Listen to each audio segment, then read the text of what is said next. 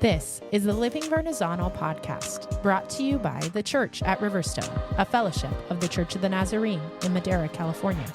We are a podcast that discusses the intersection of Scripture and our lives. Together, we continue the conversation that was started each preceding Sunday morning in our worship gathering.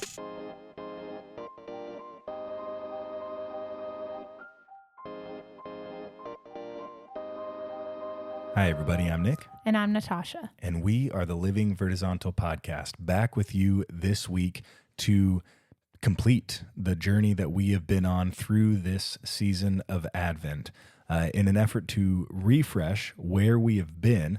In our episode last week, our theme was joy, and we looked at the song of praise found in Isaiah chapter 12. Together, we discussed the joy that is found when we are focused on and obedient to Jesus in the journey of life, despite the circumstances that might be going on around us. This week, we finish out our Advent journey by focusing on the theme of peace.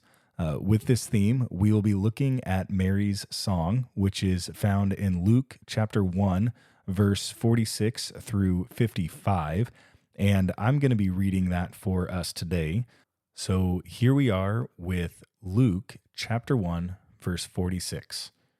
And Mary said, "My soul glorifies the Lord, and my spirit rejoices in God my Savior, for he has been mindful of the humble state of his servant.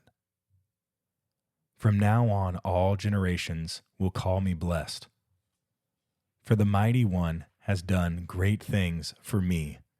Holy is his name. His mercy extends to those who fear him from generation to generation. He has performed mighty deeds with his arm. He has scattered those who are proud in their inmost thoughts. He has brought down rulers from their thrones, but has lifted up the humble. He has filled the hungry with good things, but has sent the rich away empty. He has helped his servant Israel, remembering to be merciful to Abraham and his descendants forever, just as he promised our ancestors." All right, so that's our passage for our conversation today. And remember, again, our theme today is peace. So with all of this in mind, where are we going to start? So I think as we begin to look at Mary's song, it's important for us to kind of, put on Mary's skin a little bit and see kind of where we're at in this story. Sure. And what her song is in response to and where it's coming from. And Mary, we've heard the Christmas story many times, and we know that Mary has this encounter where an angel comes to her and lets her know that she's going to have a child, and that this child will be conceived by the Holy Spirit and is going to be the Messiah that has been foretold about for generations, that the hope that Israel has held on to all of this time is going to be fulfilled through this child. And so she receives this news, and when we consider kind of where Mary's at, so Mary is in this engaged state. So she's betrothed to Joseph. Mm-hmm. She's unmarried and she's young. So probably looking at about the age of around 13. And when you consider this and you think about the things and the plans that probably Mary has for her life at this point, I don't think this was in there. This was pregnancy, probably not part of the conversation. Yeah, especially pregnancy outside of marriage, mm-hmm. which in ancient Palestinian culture would have been very, very taboo and would have resulted essentially in her inability to marry pretty much. And furthermore would have kind of... Or even death. Right. Yes. And it could have left her, if she was allowed to stay alive, if she was allowed to keep her life, she would have possibly had to stay in her father's house if he would even receive her. Right. And if he wouldn't, then she's pretty much incapable of caring for herself because women weren't permitted to earn money or hold land or anything like that. And so this can be some very scary and troubling news if you think about all the circumstances around it. The ramifications, yep. And So Mary's response is just absolutely mind blowing. I think when you consider the youthfulness of her age, so the maturity that a response like this would take, you can understand why God picked her. She responds in Luke chapter 1, verse 38. She says, "I am the Lord's servant. May your word to me be fulfilled." And then it says that the angel left her. And that was her response. And from there, she goes and travels. And we talked about a couple weeks ago, Zachariah's song. And so we know that Zachariah and Elizabeth kind of have this angel telling them that they're also going to have Similar a child. situation. Yeah, who's going to essentially pave the way for the coming of the Messiah. And so for the coming of her child. And she goes to, so Mary, hearing this news, goes to Elizabeth and Zachariah's home. And upon arrival, it says that Elizabeth comes out to greet Mary, and that John, the baby that's in Elizabeth's womb at this time, leaps for joy. And then Elizabeth, filled with the Holy Spirit, proclaims this blessing over her. She says, "Blessed are you among women, and blessed is the child you will bear. But why am I so favored that the mother of my Lord should come to me? As soon as the sound of your greeting reached my ears, the baby in my womb leaped for joy. Blessed is she who has believed that the Lord would fulfill his promises to her." And upon hearing this blessing from Elizabeth, this is where Mary sings this song, right? Enters the song. Yeah. And so with all of this essentially exciting, but also terrifying news all at the same time, Mary has this attitude and this spirit of complete peace. And I think that's why it's such a perfect passage for us to look at on this Advent week of peace.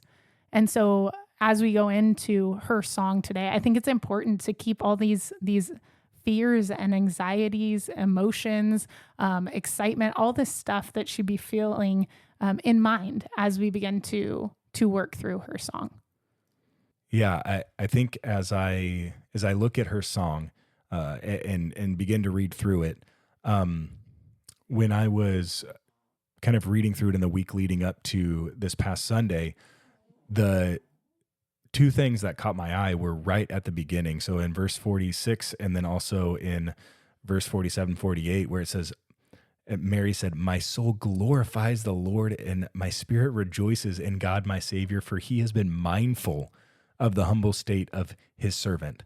And for some reason that caught my eye, because so the two questions I wrote is, why is she not worried?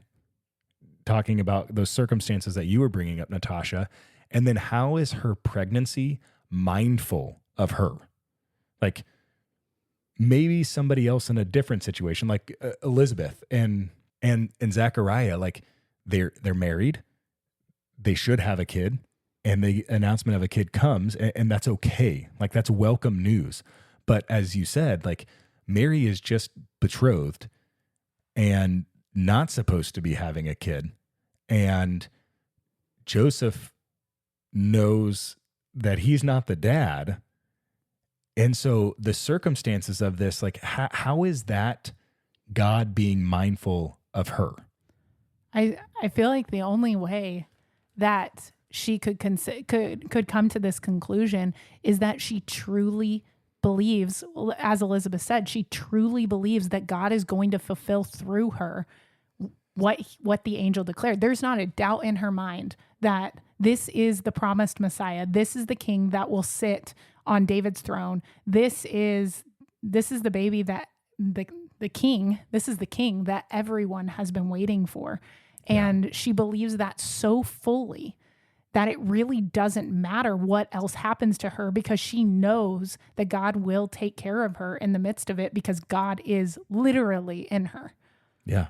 Yeah. No, exactly. And I think as you were walking us through in the introduction, like the context of the passage, it helped me frame those questions. And so I asked them because those were the questions I had. But like when you read Elizabeth's statement of "Blessed is she who has believed that the Lord would fulfill his promise to her," or reading her confession in verse 38 where she says, "May your word be fulfilled. I am the Lord's servant." Like Mary's responses, Mary's attitude, disposition in all of this, her focus in all of this is God and only God. Her focus is not her circumstances, not her betrothal and how she shouldn't be pregnant, not the hope that maybe her husband is a good person and won't like reject her. Because I mean, I know when we look at the rest of the story, when we look at the other gospels, we have this like fuller picture where an angel appears to Joseph and says,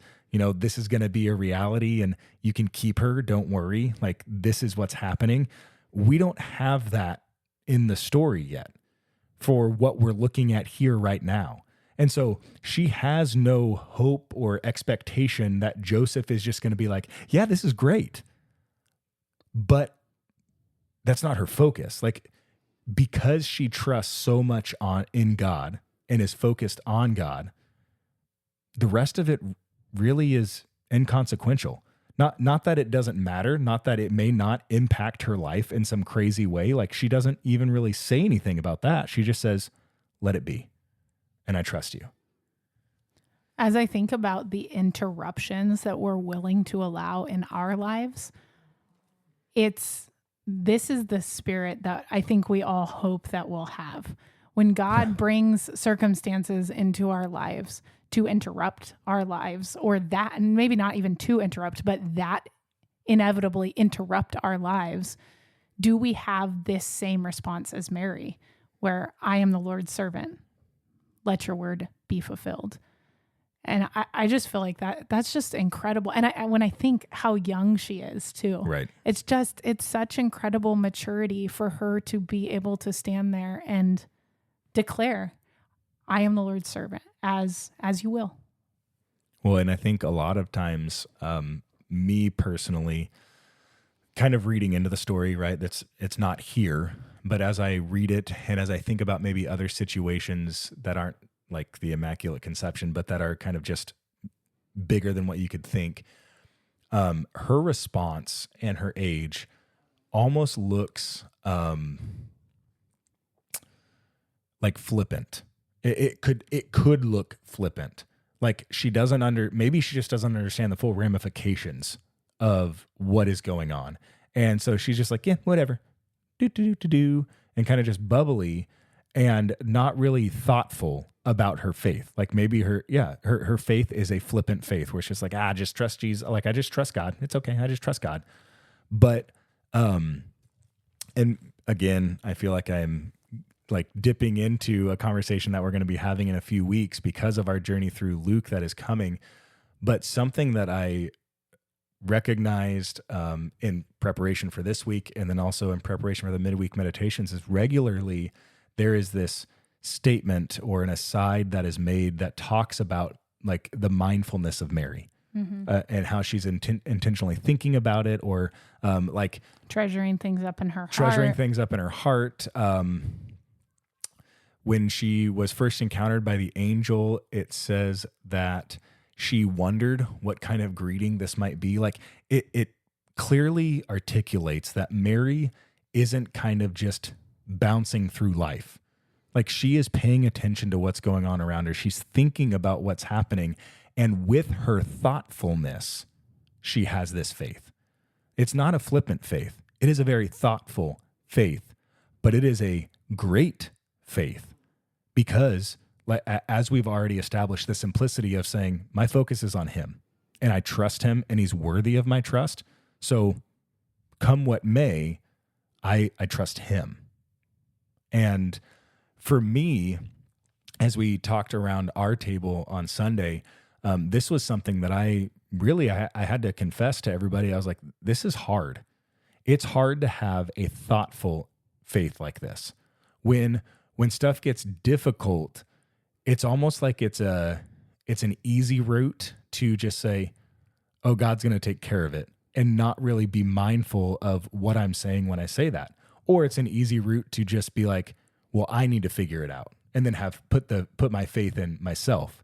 But it is a very difficult route to understand all of the things that could go wrong, all of the things that could go wrong, all of the things that are going into it and saying, and yet, Lord, I still trust you. But that is exactly what Mary is doing. And that's an incredible faith. Well, and Mary for us serves as an example in this. Throughout church history, her contemplative spirit is something to admire. And in fact, like there's been various disciplines throughout church history that have been attributed to Mary and her contemplative nature. And so we try to model that in some of our spiritual worship practices. I think another thing that is beautiful about this line that you picked up from her song is where she refers to herself as being a humble servant. And I think it would make so much more sense for God to pick someone or select someone who is already in a position of influence. Oh, yeah. I mean, you're going to give birth to a king. And at this point, we're still thinking this is the conquering king that's going to overthrow the Roman Empire, at least as it exists in Israel. And so it's a lot easier path for God to select someone who is already in a position of authority. But he doesn't select that. Instead, he selects Mary, this young to-be-wed mother, or soon-to-be mother, I guess, soon-to-be-wed, soon-to-be mother. Right. And she's not really anybody of high social status. She's not of extreme importance. And the rest of Mary's song, I feel like, really spells a lot of these details out. Right. But it's almost like an attitude of, okay, God, I believe you fully. I believe you're going to fulfill your promise through me. And so she's past the fear part because she fully trusts. But then she's in awe of the reality that, why me? But you picked me. You could have picked anybody, but you chose me. God, you are so generous to have chosen me. And the way that she views herself and the way that society probably viewed her is so different compared to the way God views people and the way that God chooses to work. And I know we see this theme over and over and over throughout the history of the people of Israel. God is continually choosing those people or those situations that are least expected, that seem most difficult. And God just brings, I guess he's been teaching his upside down kingdom all along. And it takes us so long to catch on to that. And I think I'm amazed at, she really is. She's a humble servant. Right. And I think as I look at my own life and as I think of the opportunities and the interruptions that God has inserted into my life, I don't know that I've always had that attitude of, wow, God, you chose me for this. And you could have chosen 1,000 other people to do this same thing, but you picked me and you put me here with these particular people at this particular time to accomplish your particular task. And God, thank you. And I'm sorry for not recognizing sooner the intentionality and the incredible blessing that you gave by choosing me. Just a humble servant. Yeah, I feel like this is an indication of maybe another state of mind or disposition that Mary is in recognizing like the fact that she is part of God's story and not that God is part of her story. Yeah. Again, as we were sitting around the table I was at on Sunday, I feel like that was the thing that I wasn't expecting to walk away from this passage thinking about, but that was the thing that really stuck with me, was this idea that, probably going back to my questions that I asked right at the beginning, like, why is she not worried and how is her pregnancy mindful? Like, that was the thing that overwhelmingly like hit me, was this idea that, well, she's not worried, and she recognizes God as mindful because she doesn't see herself as the star of the story. she sees herself as a person that is being invited into participating in his story that he's been writing all along. Like, she's just a piece of this bigger story, and she's grateful for the role that he has called her to participate in. And she's not going to fight it. She's not going to argue it. She's not going to be overwhelmed by it. She's going to recognize that he is the author of life, and the story that he is writing is way cooler than anything she can think of. So she's just going to follow him. And I think that idea, that concept, that is the key to peace. Mm-hmm. Is when we recognize ourselves to be a part of a greater story, then all of a sudden our heart is turned outward. It's not turned in on our circumstances where we're concerned about us. And in moments where things are really, really difficult, when we find it most difficult to have peace, in those times, I think oftentimes we're focused on us, or we're focused on our circumstances, or we're focused on the problem. Very rarely in those moments where we feel no peace are we focused on Christ or focused on God's story. 100%. And at the kids' table this week, we actually had a conversation about this. And we had it from the context of, when I get really mad and I'm angry and I really want to yell at somebody, or I want to tell them everything that I think. We use parents as an example a little bit because, hey, there are moments where sometimes we push the buttons. Need to know. Yeah. So, but the conversation was, it's really hard to direct that anger towards Jesus and then stay there. Jesus wants to be in that kind of a relationship with us. He can take it. He wants to hear our hurts. He already knows them. Mm-hmm. He doesn't mind us voicing them. Right. And so we talked about, what would it look like for us when we feel all this anger and this frustration and this resentment, to take that to Jesus and tell Jesus about it. Jesus, I am so angry with my mom. She is being so unfair. I can't believe that she would do this. Why is she doing this, Jesus? And then inevitably, as you air your frustrations to him, he's going to begin to fill your heart. I don't think he sits there and just lets you go without giving back. And if you'll create just a moment, if we'll create just a space for him to be able to speak back into our hearts, it's going to change that disposition and that attitude really quickly. Because it's hard to be angry with somebody who is given us so much. And when you begin to contemplate who it is you're speaking to, and all that he's blessed you with, and all that he understands, all that he's been through, that he loves you. You know that he's on your side. There's no question about it. And so as he begins to speak truths into your heart, or ask questions that reveal truths into your heart, then it's softened. And he gives us his peace in those moments. And so while it's good to have a friend to go to and vent about things, like, Jesus should be that first friend. Yeah. Because if he is, we probably wouldn't make it to our friend half the time. When we got to our friend, the story would be, I was so mad at my parents, and then I prayed with Jesus, and you know what? Here's what he did. And that would be the story we'd be going to our friend with, instead of this anger and this frustration and this bitterness. We'd be spreading peace and joy and love. And that's what this is, the peace that he wants to give us.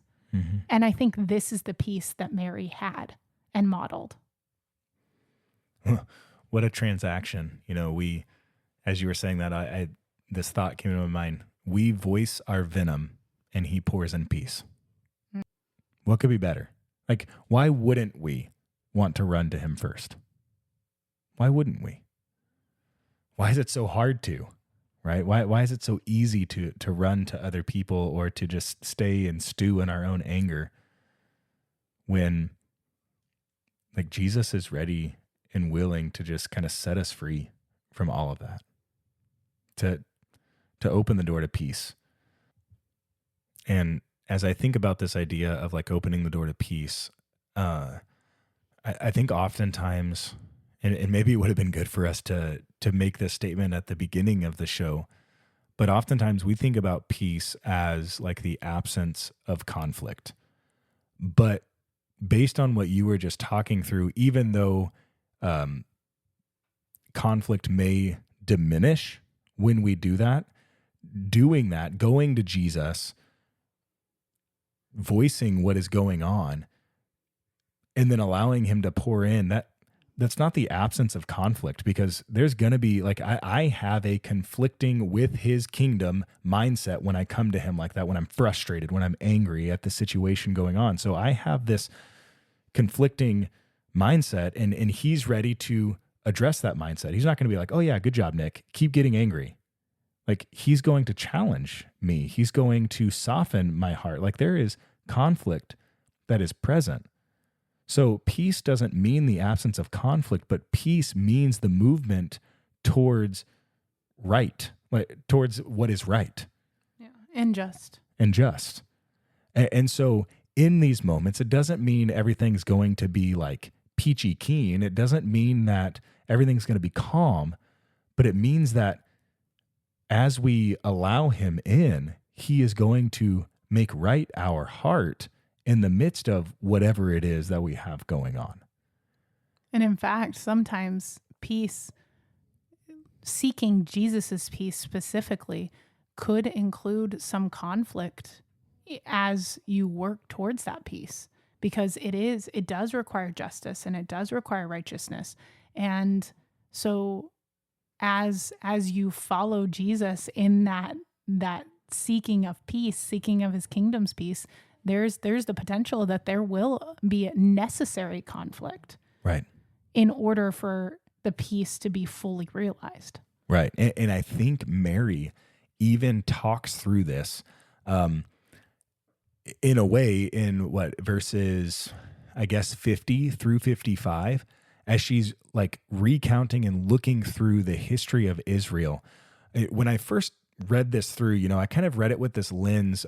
She makes a statement of, performing mighty deeds with his arm, scattered those who are proud, brought down rulers from their thrones, lifted up the humble, filled the hungry, sent the rich away empty. And so I read that, and I think I first read it with this lens of, oh, Mary is recounting the deliverance from Pharaoh in Egypt. Mary is recounting the return from exile in Babylon, like this deliverance that God brings about. But then I started thinking about it some more with a different lens. Throughout the history of Israel, at the very beginning, when God first handed down the law, there was this understanding that the intention behind the law was to care for the weak. It was to care for the widow. It was to provide for the poor. It was to love the fatherless. It was to seek the betterment of those on the margins of society. And so this law that he brought to Israel pointed in this direction. Israel did a terrible job at executing it. But then the prophets come along and they call the people. They remind them, hey, like, you are supposed to be this people who is seeking peace, who is seeking like care for the less fortunate, and they're not. And so like throughout Israel's history is a failure to seek righteousness and mercy, and really to have that peace of making things right. And yet, when you look throughout Israel's history, following the prophets, what happened? They were sent into exile. Before that, when they were, on the edge of the promised land, they were sent back out into the wilderness. And regularly, God does these things. And all along the way, like, if you think about it in terms of like exile, he performed mighty deeds. Right? When you look at Isaiah talks about how Assyria is going to be used to bring Israel down, right? To humble them. So the ruler that's brought down, the kings of Israel and the kings of Judah, right? The humble are lifted up. The hungry are given food. The rich are sent away empty. When you think about going into exile, the like typical way of functioning for empires that came in, overthrew a government, and carried people off into exile, typically it was the rich and the wealthy that were carried away, and it was the poor that remained. And the reason they did that is because the rich and the wealthy usually carried power and influence. And so if they removed them from that situation, they had control of a given territory, and they maintained control of that given territory by feeding them and meeting the needs of the people that remained. And so rather than reading Mary's story or Mary's song and seeing, oh, it's always about the deliverance of Israel, I started to think, man, she very well could also be talking about Israel being carried into exile and how he used another nation to actually make right what Israel was doing wrong. So this is both a prophecy fulfilled and a prophecy of what's to come. Right. And so, as we read this,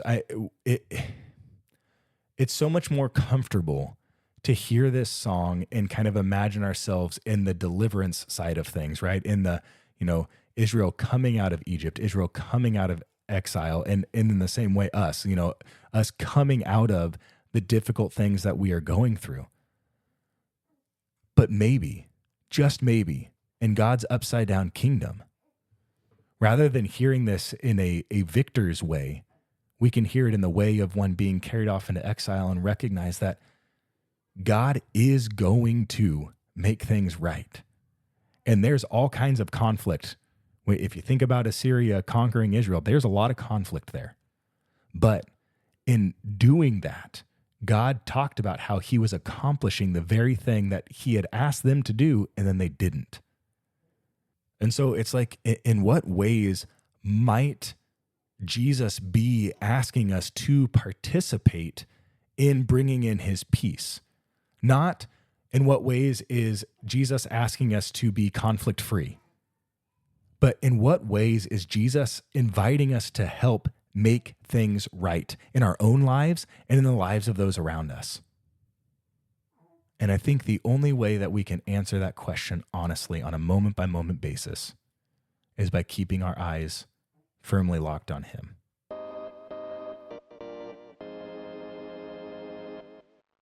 It's been a good journey through this season of Advent. Next week, we will begin our study on the book of Luke. A study companion entitled Midweek Meditations, A Journey Through the Gospel of Luke, Part 1, is available for purchase on Amazon. Be sure to follow the Living Vertizontal podcast to stay current on all our new releases. To learn more about the Church at Riverstone, visit us at thechurchatriverstone.org.